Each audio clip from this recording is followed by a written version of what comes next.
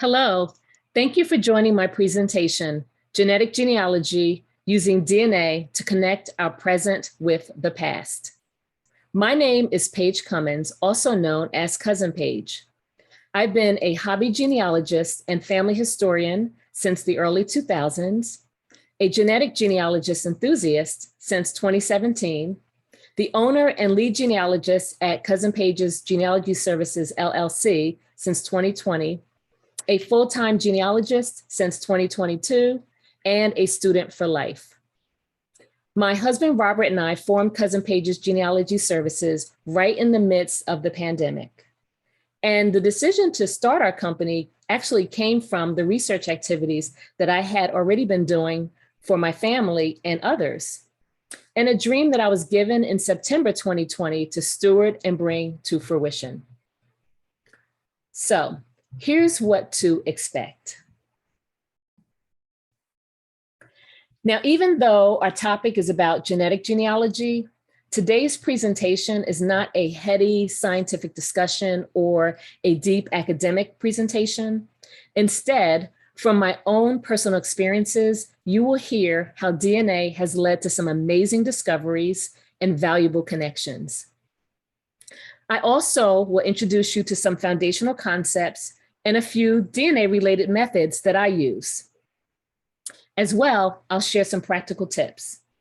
And along the way, I hope you enjoy what I call my interesting stories.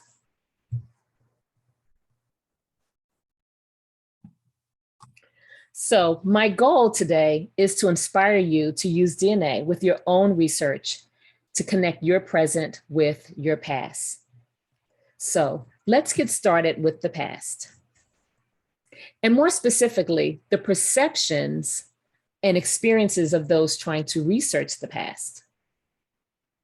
So I hear people say all the time, African-American history the research is so hard. I've even been told on many occasions that it seems almost impossible to go back beyond a certain point in time. And well, to be quite honest, I too have struggled at different times with some of my own family research and navigating through some of the challenges and complexities related to researching my own family's past. But starting with the availability of records, that's actually a big challenge that I noticed that many people have. And so I want to go through a couple of those challenges and the complexities that come along with them. So, like I said, starting with the availability of records. Navigating through the availability of records and the limitations just inherently caused by slavery and a lot of the historical laws, it wasn't always easy. And researching beyond the infamous 1870 federal census often feels like an invisible wall with a lock and door and a key, with everyone trying to find the key for. Well, when it gets to record loss, that's also a challenge. And although there are many other records that have been lost at the county level and just for various damages through to water loss and fires, it's still hard to forget about the infamous 1890 federal census record loss. And even though technically the census only really marked a day in a 10-year span, I used to mourn, and actually I still mourn, the loss of the 1890 federal census. I often feel like I lost an entire decade of my ancestors' lives between 1880 and 1890, 1880 and 1900. And if you think about it, like that was a very pivotal time. And it has always felt like since not having those, I've always had to just continue to put puzzles together or puzzle pieces together in order to fill in some gaps. Also, some challenges with just navigating through different eras and historical events. Just trying to navigate through the time period that our ancestors lived. It has not always been easy. And as odd as it sounds, I really didn't always realize the importance of really having a good historical context when I do the research until I really started researching and integrating stories and narratives instead of just searching for records. So that has always still been a challenge and has historically been a challenge. And then let's talk about family structures. Trying to figure out the unofficial family structures that existed but no one knew about, that has been a challenge. Just for example, it wasn't uncommon for, let's say, a sister to send her children to be raised by another family member, another sister or an aunt or cousin. And here's what I've discovered. Those relationships were not always documented in records so that you can technically follow a clean path. So that's another complexity.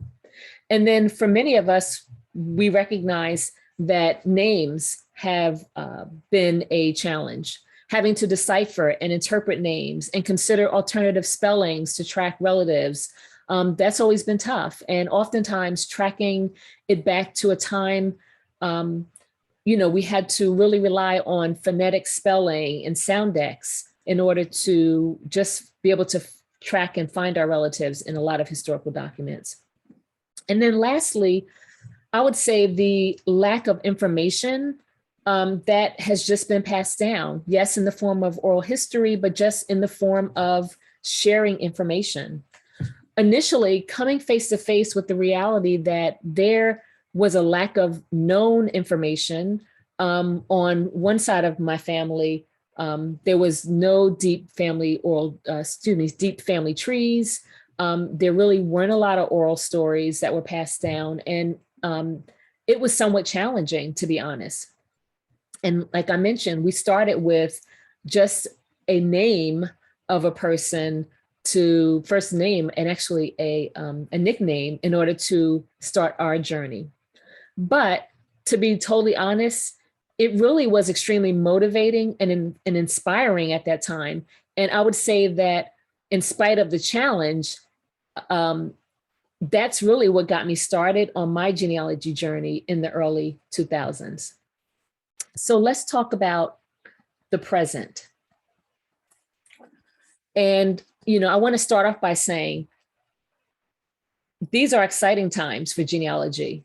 And I will say it again, these are exciting times for genealogy.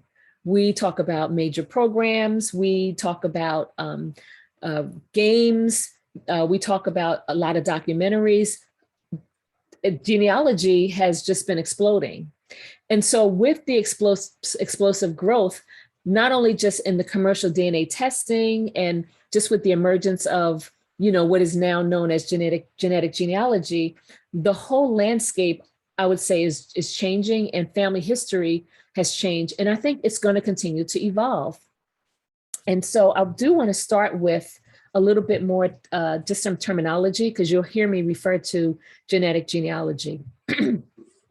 So if you were to take traditional genealogical research, and then add it to DNA testing to further analyze some of the genetic relationships, you'll be doing what's referred to as genetic genealogy. And I believe that DNA has comfortably found its place in what we do as genealogists and family historians, because more than ever, genetic genealogy has been able to fill in a lot of information, gaps, bring people back together, and really it's restoring families. And so from my own personal experience and others that I know, DNA has not only helped fill in some of the big information gaps, but it also has created space for truth to come forward, and truth is truth. Now, I know that to some people, it sounds kind of scary when we talk about truth and we talk about families, but what I will say and what I've discovered, that oftentimes in the absence of family information, there are gaps that can be created, and also sometimes very uncomfortable voids in those oral stories. And it makes room for people to start to rely on myths. And it continues a cycle of family secrets that ultimately gets passed down from one generation to the next. And for some families, truth has always been considered subjective, and therefore many truths have comfortably gone to the grave, leaving more information gaps and with it, very empty people to try to fill the space and figure out the stories. So I want to introduce DNA, and I call it my game changer. And so I started getting involved in genealogy in the early 2000s, but everything changed for me after I took a commercial DNA test and I got my results. And that was in the late summer of 2017 and right at the early fall of 2017. So late summer, early fall. And here's how. But before I get into that, I do want to give you just a little bit of context about how things were for me prior to getting involved in the DNA aspect. So, like many people, I hadn't given DNA much thought. I really hadn't. I had taken a commercial DNA test and I didn't know much about them. Well, let me back up. I'll say that I really hadn't thought much about it before taking a DNA test. That's really what I'm trying to say. And I didn't know much about them. So I didn't really ever make a connection to what I was doing with my current genealogy work and how DNA could tie in. However, one day I was in a conversation with one of my friends and fellow coworkers, and she mentioned that she had taken a DNA test. And she proceeded to tell me just a little bit about her results. And she told me about the people that she was hoping to connect to and people that she had connected to. And so when I heard about that, it really made me excited. And it was something that I was really interested in doing because for the most part, my curiosity was really just piqued. So I decided to order a kit online and actually give it a try. And I even encouraged my mother, who's always been my supportive person, to do that. And she actually decided to do it as well. And that's what led us up to taking the DNA test. But also, the other reason was, like many people, I thought I pretty much knew my family. Prior to 2017, if you had asked me, I would have said to you, I know my family. You know, I know my grandparents, my uncles, my aunts. I knew my first cousins, and I even knew a few cousins who I called my second cousins, and those who seemed a little bit further away, we may have referred to them as our third cousins. But in hindsight, and from my limited perspective, I only knew the cousins that I really grew up with. And the ones that we called each other cousin, they were familiar. And that's what we did. You know, we called each other cousin Paige, cousin Ronnie, cousin Liz, cousin Pat. That was what we did. And that represented to me what I thought was our intimate cousin group. I had no idea that there really might be living distant relatives outside of what we refer to as our intimate and extended family group, because later on in life, we even did family reunions together, and we knew our family was small, but that was the limitations of it. So also the third, what life was before I took the DNA test is, like many people, and I kind of described this a little bit before, is I only focus on traditional genealogy research. That's all I knew. And so prior to 2017, there was maybe one primary way that I did genealogy research, and I relied on 100% traditional research methods. I followed 100% of the paper trails, searching records and documents. I tried to capture oral history, although for our family on one side, it really was somewhat limited. And I loved every bit of it. And I really got hooked, and the deal was sealed. Even more so when I saw my maternal second great grandmother's name for the first time in a 1910 census record. Now, her name was Ma Berta. That's what we knew her as. And so as a newly designated family historian in the early 2000s, I gathered what I would say is the common records, and I found, census records and vital records like marriage certificates and things like that. And I started building our family tree for the first time with the goal of really finding out, what was Ma Berta's real name. And because we had little pieces of information, we weren't sure if her name was Bertie or Berta or Berta or Roberta, and all variations of that. But that's a whole story for another day. But here's what I can sincerely tell you. What I can tell you is, when I took the DNA test, I had no expectations about what I would discover. I had no expectations about, what I possibly could find.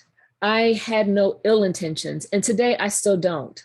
The goal has never, ever been, and will never be, to dig up what many people called so-called dirt, skeletons, letting sleeping dogs lie, any of that. And I even never thought that DNA would be something that would be a real part of my research journey. But I will tell you that after taking that test, and really more importantly, just deciding to take the test after talking to my coworker, that decision, when I look back, it really started a series of events that helped lead the way for me to see how DNA could help bridge the gap between the present and the past, really in more ways than one. So my first experience with DNA, I would say, was mind-blowing. And it lit a fire in me that has not gone out since 2017. And now, since 2017, I continue to be fascinated with all of the stories that I hear about discoveries and reunions. And I'm also amazed with everyday stories and stories that I've, have even come to know from people that I know, or those that I've helped, or clients that I've served. But today, I want to start by sharing my own first experience with DNA, again, with the hopes that our remaining time together will inspire you to decide to do your own research using your DNA, if you haven't already, and give you a boost of confidence and maybe tools to do so. So again, that's my goal. So here's how it started. So remember when I told you that my mother and I took a DNA test? Well, we chose to take our first DNA test through one of the large commercial DNA testing companies that does what's called autosomal DNA testing. Now, briefly, there are 3 types of DNA tests. There are autosomal tests, there are mitochondrial tests, there's Y-DNA testing. But for now, this is just a very basic high-level explanation of what autosomal DNA testing is all about. And I want to share that with you. And also, I'll give you a little overview of what the others are. But again, I just encourage you to explore, because each test actually has a different objective and is going to help you in a different way. But what I can tell you about autosomal as it relates to my first experience is autosomal testing looks at 22 of your 23 DNA chromosomes, and it actually gives you information, that's genetic information, about both your father's side and your mother's side. So the father's side, which is called paternal, and your mother's side, which is called your maternal side. And so this genetic information really goes back quite a few generations. And so the way DNA works is, again, very basic. We get 50% of each of our parents' DNA, and that's passed down from us. So that's from parent to child. But that has happened from generations. So it's passed down from generation to the next generation and to the next generation.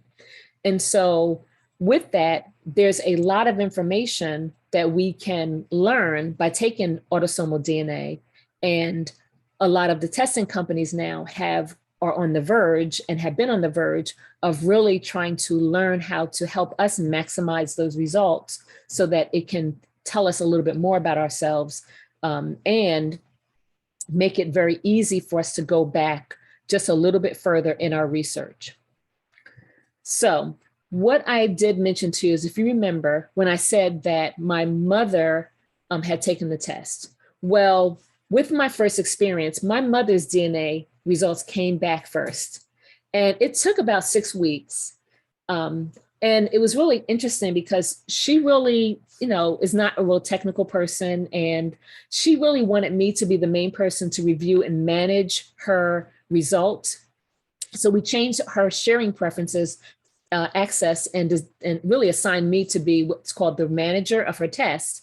And this allowed her to invite me to be the manager and gave me the option to access her results from my account, which included her ethnicity estimates and a list of all of her DNA matches, which were the people that had also taken the test through this company's autosomal testing. And it gave her a list of everyone who took the test that she also shared DNA, which meaning that she had DNA that had been passed down from a common ancestor.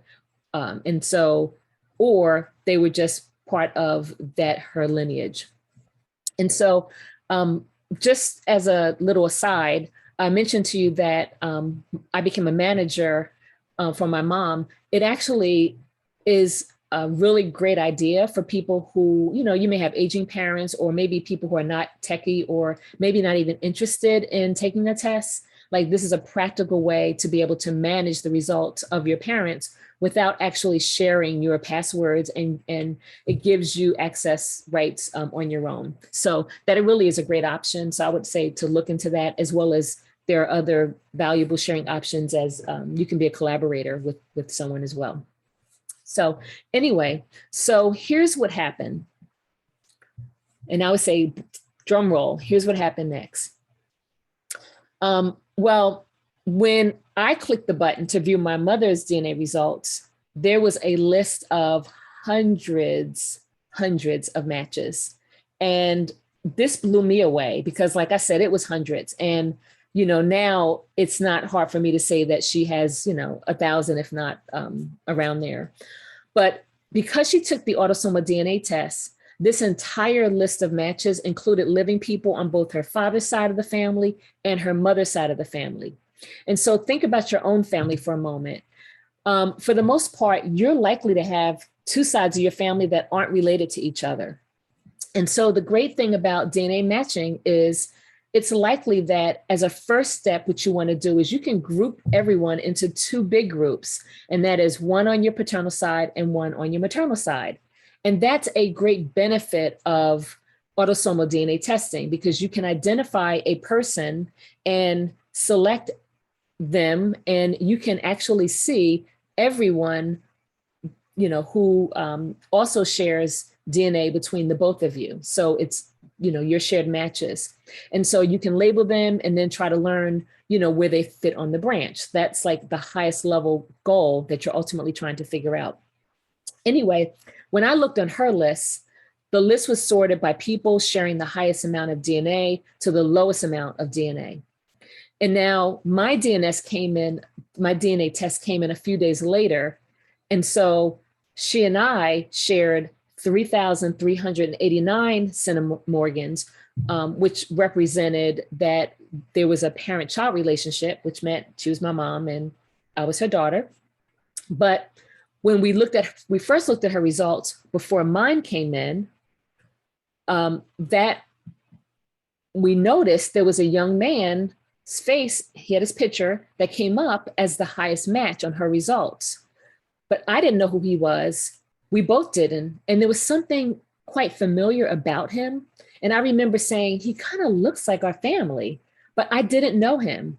And that was strange to me. This is why I think DNA was mind blowing, because I'm thinking, this is someone who's close. I don't know anything about him. And so the amount of DNA that he shared with my mother was 949 centimorgans. And so according to the testing company, they actually categorized his relationship into being what was a first cousin category, and pointing to the fact that he might fall into a few possible relationships that meant he was either likely to be, because of the amount that he shared, a first cousin, a half nephew, a great nephew. And there were even a few other possibilities that they listed because of his age and her age, but he couldn't be any of those. And that would have been her great grandparent, her great uncle, her half uncle, or her great grandchild. So nevertheless, it was a mystery to us.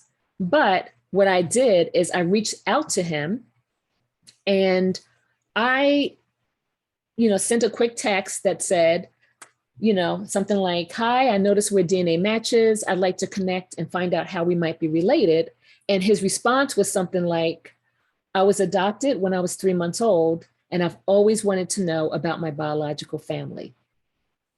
Well, my mouth dropped. I remember my heart starting to beat fast, and I just stared at the computer in disbelief, and I was floored. And I remember immediately thinking that I want to help him. And I immediately embraced him, like, oh, okay, this is a cousin. And so I don't know how I'm related, but my real journey into the DNA world began right there. So I like to say that for some people who immediately think drama, I immediately thought family. And I immediately thought about helping. And I jumped right in to learn as much as I could about everything that I could, because I wanted to make sense of what I was seeing. And I sincerely wanted to help him. So I jumped in heart first, not head first. And that meant getting to know him, letting him know me, establishing rapport, building trust, and believing for the best to come out of this situation. And the most important thing that I had to do was remember that this was his journey and not mine. And I wanted to respect his timing and his desires. And that meant learning about some of the foundational concepts about DNA, because I wanted to learn about how to interpret them. And I also wanted to share that with him. And so I did that. Now, I will say this, I didn't learn everything. And even today, I still am learning a lot of things every day. But with the learning that I have been able to help a lot of people. And I do believe that there are a few aha moments and specific things that I learned that have helped me make sense of DNA to solve his mystery and the mystery for other people. So I'm happy to say that it was an amazing experience for all of us. And I'm glad that I was able to be the first, one that was there for him. And fast forward, I was able to help him identify his biological family, develop a genuine trusting relationship with him, and even help to facilitate the connection to his biological father. Because what I did learn is, based on the number of centimorgans that he shared, he actually wound up being my mother's great nephew, and in turn was he became my first cousin once removed. And so now I totally understand that every DNA reunion story doesn't have a happy ending, but this one did. And it propelled me into wanting to help others do the same. But really, the story was also about what I call perfect timing, because I don't believe in coincidences. And the more that I do, I'm just in genealogy, I find out that there's an amazing timing that God puts together to have things come to fruition. And this is why I say this and why I say it's about perfect timing. In hindsight, it is clear that everything came together just as it was meant to. The timing was perfect, and it was a blessing. And, I think about just the fact that the first close cousin that he connected with happened to be me, the family historian, and my mom, ready to jump in and help. And I'm sure any of my cousins would have, but the fact that I had been in position to be somewhat equipped to jump in was perfect timing. I just consider it a real blessing and perfect timing that he was able to have us as his top closest match, because the amount of DNA that he shared really didn't require a real long process to determine how we were related. I was actually able to do a little bit of some process of elimination with my male cousins because I knew that he had some information about his maternal side. And so I was able to do that. And then we talked about location. We talked about the timing of when he was born. And so in looking at a lot of different factors, as well as knowing that he was just connected to us, I was able to make a determination as to who was a likely parent. And further DNA testing did prove that that was the case. But it really was another blessing because he had put his DNA in there for about 2 years prior. And the series of events leading up to him finding out about who his biological father was really came at a perfect time for him and everyone that was involved.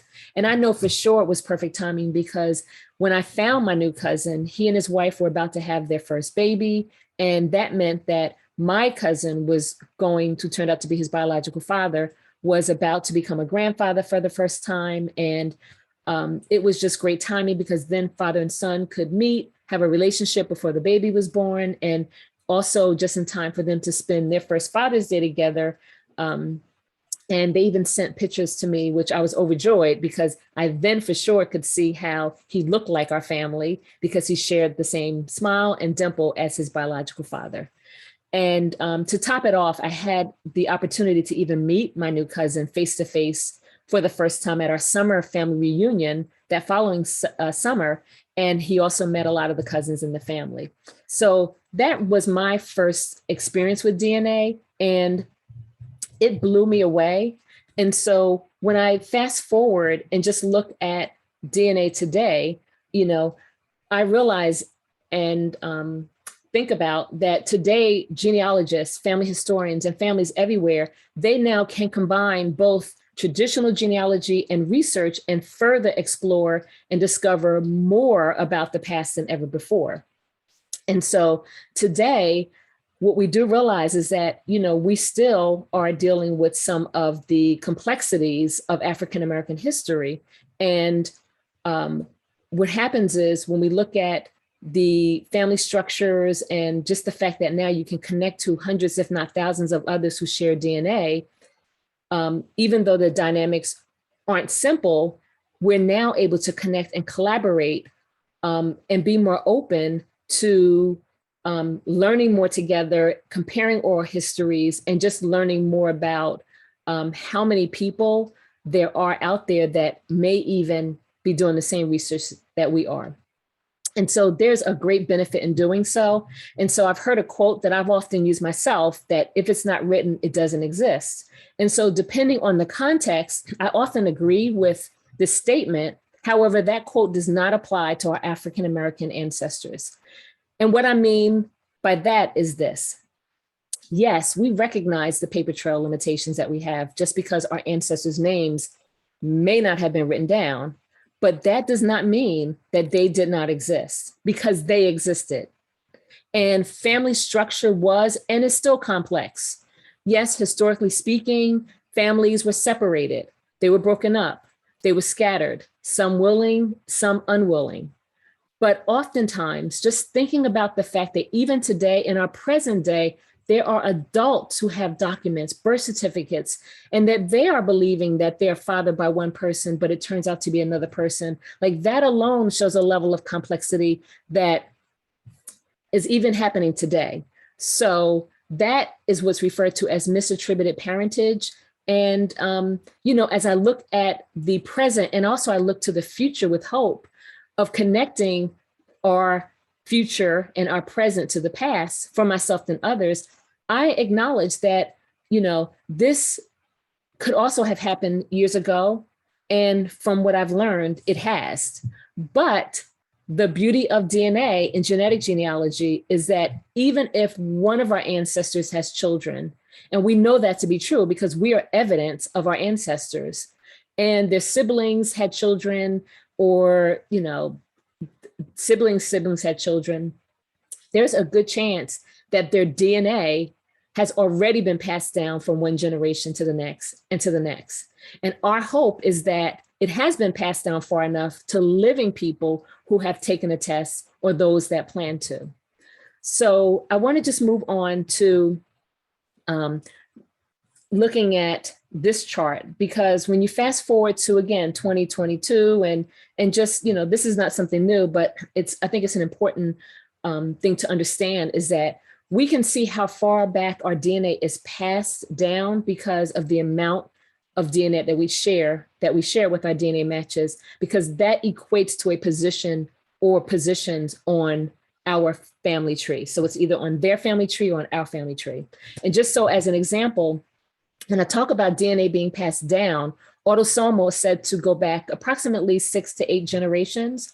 And so what this means, in many cases, we can construct our family trees by identifying the descendants and living descendants that carry their DNA today and match us. And so if you look at this chart, it shows you that there are some indicators when we look at the position of someone, their cousin relationship or their genetic cousin relationship tying into their genealogical relationship. And that, for example, would be, as we all know, siblings either share both of their parents or they're going to share half, either one of their parents. A first cousin is going to share, and here's a little tip for you. If you see the 1 in front of it, the number of G's that you see determines what relationship they would share. So a first cousin is going to share a great-grandparent, and a grandparent, and a second cousin shares a great-grandparent. A third cousin shares great-great-grandparents, and so on. So this is important because, when you're looking at your DNA matches and you see that you're related to a third cousin, what that means is that third cousin likely is falling up under the umbrella of one of your second great grandparents, meaning your great great grandparent. Now, to illustrate how far we can go back, I'm going to use me as a quick example, and you'll see that with my DNA and my generation, starting with me in 1965, my sibling generation, I'm a generation, but we can look back, and we can look back at my parents in 1944, which is another generation with DNA. We can look at my grandparents, who are estimately in the age range of being born in 1912, my great-grandparents, 1893, my second great-grandparents, 1871, my third great-grandparents, 1850, and my 4 times great-grandparents, in the 1820s. And so that's about a total of about 7 generations that I'm just demonstrating you. But there's also a beauty of going back even another generation, and that's how my mother's DNA testing helped. And so this is about multi-generations for my parents, per se. If I start at their generation level, my mom being in 1944, her parents, my grandparents being at 1912, and grandparents being at 1893, and we go on to where I originally was in 1826, you can see that her 4 times grandparents estimately would have been born in the early 1800s, because her third great grandmother was around 1826. And so even up to 5 great grandparents. So we're looking at multiple generations. And again, this shows the value of even having an older person test that's going to give you some ways to go back. And so we can go back, and it does allow us, if you notice, that we can at least break that invisible 1870s wall to some degree because of our ability to connect with living descendants and just build a genetic tree that's tied to common ancestors or ancestral lines. So here are a few things to consider, which I think is always amazing, ancestor math, that there's a doubling that happens at each generation. And so oftentimes when we'll get excited about, oh, I found my third great grandparents. Well, we have 32 of them. We have 8 great grandparents. We have 4 grandparents. We have 2 parents, and it goes descending order and ascending all the way up to about 128 5 times great grandparents. And so when you take into consideration things like, multiple marriages or couples raising other children and unofficial adoptions and some of the systematic breeding and just other violations that may have taken place between slaves and their enslavers, it's not necessarily easy, but when you combine those DNA efforts with your traditional genealogy, at least the DNA can allow you to focus a little bit more on some of the specific family lines or target some of the branches, because there's a way that you can group them to make it easier for you to know, which group is which group belongs to which group. And so I know that's a lot to consider, and I get it. Sometimes just thinking about all of those type of complexities, may have people lose hope. But I want to encourage you why you should not lose hope. And that's because I continue to have hope. And hope is that the DNA is giving us, as genealogists and family historians, things that we've wanted for years, and that is evidence. When people hit a proverbial brick wall, they wish that they had more. And DNA is just that. It's another piece of evidence. So, it's been, for me, a game changer. And I just want to move on and talk about, real quickly, how it's been also used to expand my research efforts. And so I want to give you an example of how I had an interesting breakthrough. And it had to do with me expanding the research efforts that I was trying to do when I did get back to a wall. And I really just had no confirmation as to whether the family member that I found was my family member. And so a few years ago, I decided to take a look and take a stab at going back and looking at some of my more distant matches and seeing if I could make a connection to some of the documents that I found. And I specifically wanted to look at people who had public family trees, and those who posted a family tree and didn't require me to ask permission to view it. And so I happened to look at one of my DNA matches, and he shared only 36 centimorgans. And so typically that small amount is something that I necessarily would not have pursued, but I wanted to see if I could find a connection.